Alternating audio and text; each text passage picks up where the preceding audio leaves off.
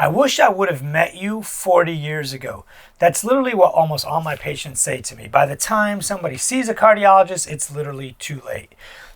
Just think about it in your own mind. Whenever you go to see a cardiologist, usually it's because it's too late. You actually meet them in the hospital after your heart attack, after your stroke. Almost nobody ever gets sent to a cardiologist before they actually ever need one. When is the last time your primary care provider said, hey, you know what? Your blood pressure's looking a little off. You know, you have a bad family history, you're 20 years old. I want to prevent you from having cardiac problems down the road. Probably never. I rarely get those patients. I usually see them after they've had high blood pressure for a very long time. It's difficult to control. After they've been pre-diabetic for 10 or 15 years.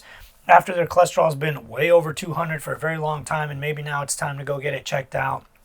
Their LDL's through the roof, or they discover some other really bad genetic thing, and then they finally end up in my office or on my cardiac cath table, getting a cardiac cath or a pacemaker or what have you.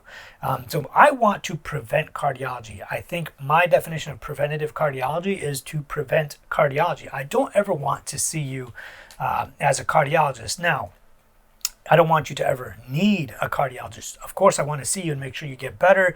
Make sure you don't ever need a cardiologist. The reason that I've been on YouTube and all these social media platforms educating for years is because I want people to not ever have to need me. Now, obviously, there are some genetic things, and you can't get rid of everything, right? There's going to be a portion of the population where no matter what, genetics is going to win out.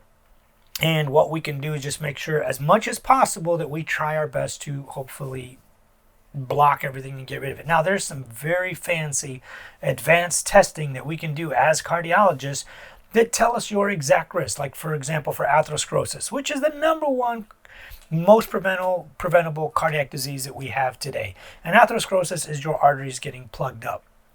It is the single most preventable kind of heart disease that we have to face today. It causes heart failure. It gives you heart attacks and strokes.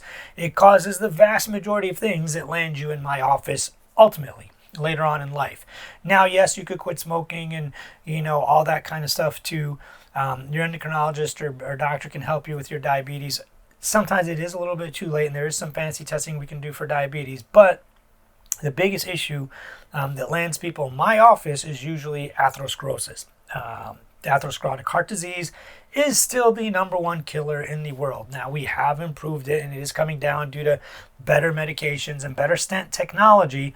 But why have this disease in the beginning, in the first place, when we could completely eliminate it? Like, if without cholesterol crashing your arterial wall, if you have arteries but no cholesterol, you could have inflammation, you could have diabetes, you could be a smoker, you could be hypertensive, but without cholesterol crashing your arterial wall, there would be no heart disease. I think that's one thing that we absolutely can affect and we absolutely could prevent.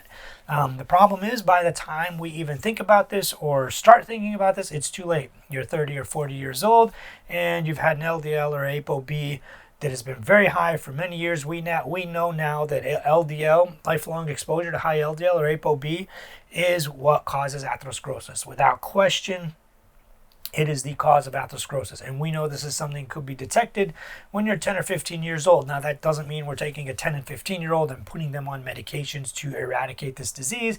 It means we might tell you from the beginning, hey, listen, you got to watch your diet. You got to do this. You got to do that. You got to be more active. There's all kinds of things we can do. We're not going to take an 18-year-old and put them on 3 medications because they have slightly elevated ApoB or LDL. Now, there are obviously some teenagers that have familial hyperlipidemia or familial hypercholesterolemia with astronomical levels of cholesterol and ApoB. I'm not talking about those. I obviously usually get those patients in their teenage years or like when they're 19, 20 years old, whatever it might be. The question is, when you're 20, maybe 30, and you have a bad family history and you're not really sure and you want to make sure that you never have to see a cardiologist. That's what I'm trying to prevent. That's my definition of preventative cardiology. And I feel like if we can get to this earlier, We can prevent cardiology. That's literally what I've been trying to do. I keep telling people I've been on YouTube for ages. I've been on YouTube since before it was called YouTube. My oldest videos are from like 2010, 2011. Some were before that. I deactivated them because the science has changed and the data has changed and they're no longer relevant or accurate. I don't care for the views. I just think it's not accurate. I'm not going to leave a video on that's 20 years old that's not accurate. But the most important thing is preventing cardiology. That's why if you click on my links, you could join my community, you could book a consultation, you could do all kinds of things. You could go to Allo Academy and learn how to get better, how to improve your lipids, how to lose weight properly without fad diets or gimmicks, how to improve your longevity, all that kind of stuff without the gimmicks. Just straight up science. No one's trying to sell you anything crazy. Just science, talking to a preventative cardiologist, whatever it might be. I want you to not ever need cardiology. This is why I'm doing this. So hopefully the message gets across. I wish I could prevent more cardiac disease. It's literally the #1 killer of people in the US and the world, and it's literally something we almost don't even have to have. And we know with absolute certainty, if your ApoB or LDL or cholesterol is at a certain level, you cannot have atherosclerosis, and that is the #1 problem.